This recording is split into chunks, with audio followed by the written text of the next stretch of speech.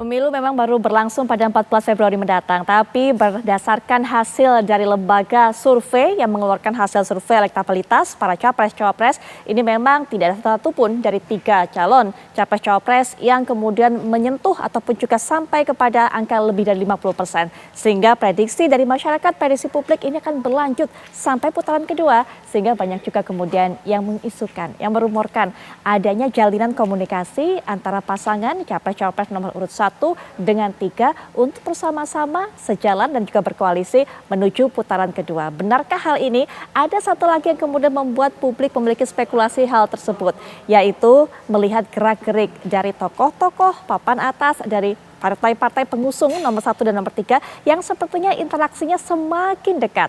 Kemudian juga adanya pujian-pujian yang disampaikan oleh Anies Baswedan mengenai Megawati Soekarno Putri, termasuk juga kalau Anda lihat tadi interaksi dari Mbak Puan dan juga Pak Anies dan juga Caimin.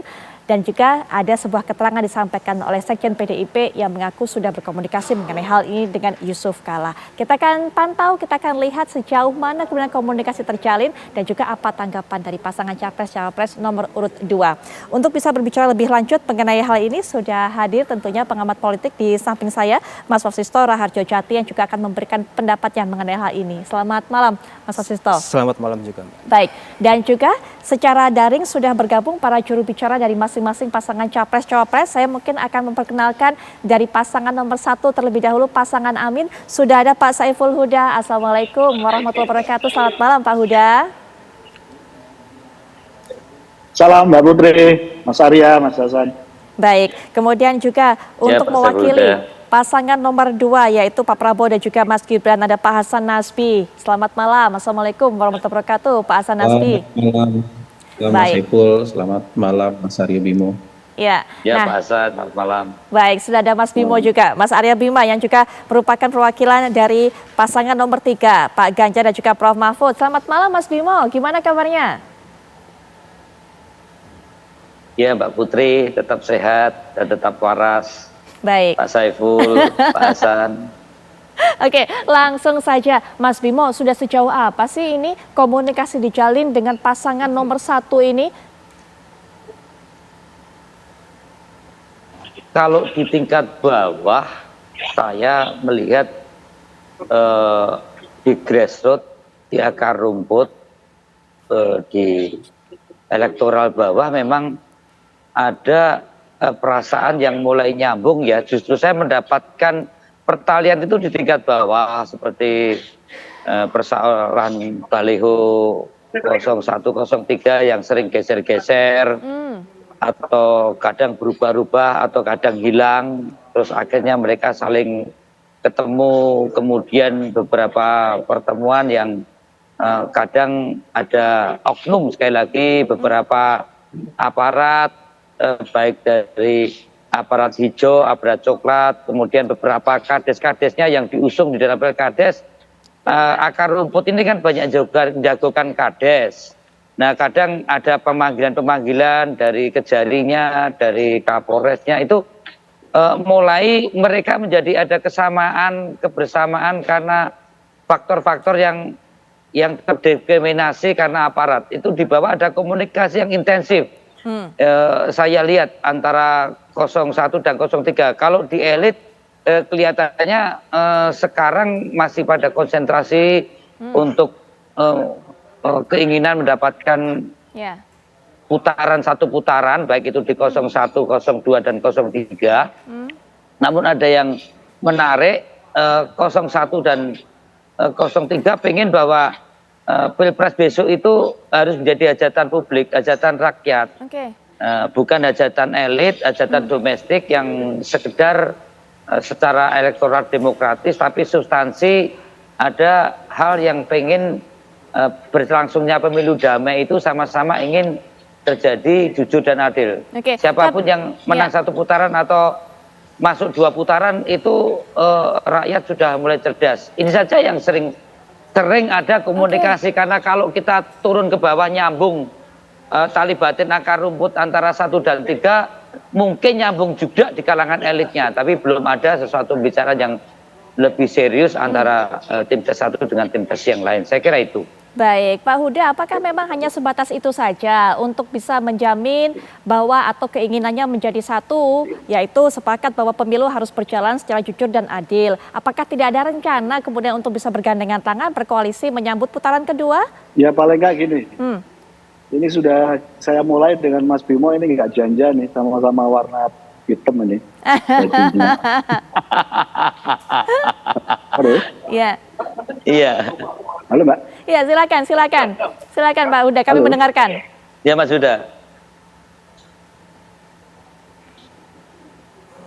Pak Huda? Oh, sinyalnya rada pedot itu. Iya, Pak Huda, sepertinya ada gangguan komunikasi antara kami dengan Pak Huda. Kami akan coba perbaiki, nanti kita akan dengarkan kembali pernyataan dari Pak Huda. Tapi sebelumnya kita juga ingin mendengarkan bagaimana kemudian tanggapan dari Pak Hasan Nasbi melihat isu adanya jalinan komunikasi antara pasangan 1 dengan pasangan 2, terutama menyambut putaran kedua. Seperti ini Pak Hasan Nasbi. Karena kan kalau kita lihat memang pasangan nomor urut 2 ini begitu yakin bahwa pemilu akan berlangsung hanya 1 putaran.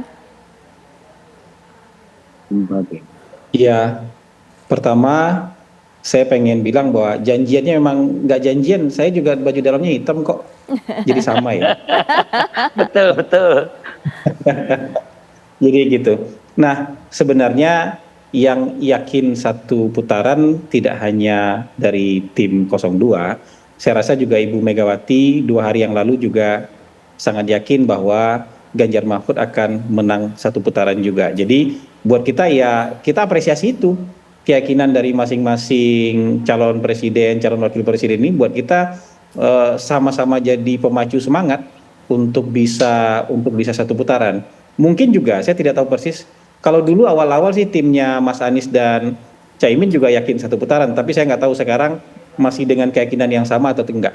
Kalau misalnya keyakinannya masih sama, berarti kita semua juga sepakat nih, sama-sama yakin akan bisa berjalan 1 putaran. Nah, saya mungkin juga ingin mengapresiasi kalau misalnya sudah mulai ada komunikasi misalnya ya, yang diberitakan misalnya antara apakah itu entah dari grassroots, apakah itu dari elitnya antara pasangan 03 dengan pasangan 01, buat saya ini semacam berkah demokrasi, berkah pemilu. Orang yang mungkin berpikir kemarin-kemarin ini mungkin sulit untuk bertemu ya, sulit untuk berkomunikasi, sulit untuk menjajaki kerjasama, bahkan mungkin dulu pernah ada statement bahwa partai tertentu tidak akan pernah komunikasi gitu atau berkoalisi dengan partai tertentu lain misalnya. Hari ini ternyata memang demokrasi membuka jalan untuk silaturahmi buat orang-orang yang mungkin dikira di kemarin-kemarin gitu beberapa bulan lalu yang nggak mungkin bisa bertemu. Ini kan sama seperti yang dicontohkan oleh Pak Jokowi dengan Pak Prabowo. Habis Pilpres 2009 justru mereka menyatu, mereka jadi sangat kompak sampai hari ini. Jadi menurut saya silaturahmi, komunikasi itu suatu hal yang harus diapresiasi. Ya, apapun bentuknya itu harus diapresiasi karena itu nanti akan membuat ketegangan-ketegangan atau mungkin friksi atau mungkin perbedaan-perbedaan yang kayaknya nggak bisa dipersatukan justru bisa dipersatukan dengan momen tertentu gitu. Baik, kita lanjutkan kembali ke Pak Huda. Sepertinya sudah terhubung kembali dengan Pak Huda. Pak Huda bisa mendengar saya?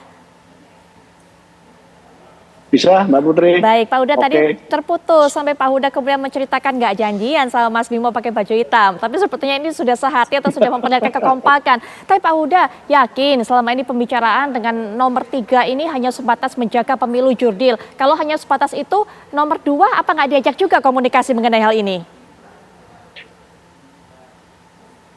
Yakin ya, ada suasana yang secara objektif itu harus diakui. Mas Bimo dan teman-teman di PDIP juga merasakan hal yang sama, bahwa memasuki Pilpres sejak dari tahapan sampai penetapan, kan ada lompatan-lompatan yang pada konteks demokrasi kira-kira kita merasakan ada sesuatu yang kira-kira tidak sesuai dengan apa yang kita kehendaki melihat Pilpres 2024. Jadi yang lalu ada perasaan yang sama, senasib sepenanggungan melihat persoalan, sebenarnya dimulai dari kondisi objektif yang terjadi hari-hari terakhir-akhir inilah kira-kira begitu. Nah, proses itu terus berjalan ketika melalui tahapan kampanye 75 hari yang tinggal 30 hari lagi ini, di mana tadi Mas Bimo cukup detail menjelaskan bagaimana situasi di lapangan antara pemilih Amin dengan pemilih Mas Ganjar. Senasib juga yang tadi disampaikan juga oleh Mas Arya Bima. Nah, pada konteks itu kira-kira ada suasana batin yang lalu suasananya kita rasakan bersama. Dan mungkin suasana ini tidak dirasakan oleh Mas Hasan Nasbi di 02, gitu. Itu yang pertama ya. Yeah. Yang kedua, menyangkut soal kerjasama, komunikasi dan seterusnya. Tadi juga sudah dimulai oleh Mas Arya Bima, memang di level elit belum ada pertemuan resmi, diskusi resmi atau saling memutus antar 01 dengan 03 belum ada. Jadi sifatnya masih komunikasi cair antar elit karena memang saling kenal dan selama ini berteman di DPR, berteman di luar karena bersama aktivis dan seterusnya.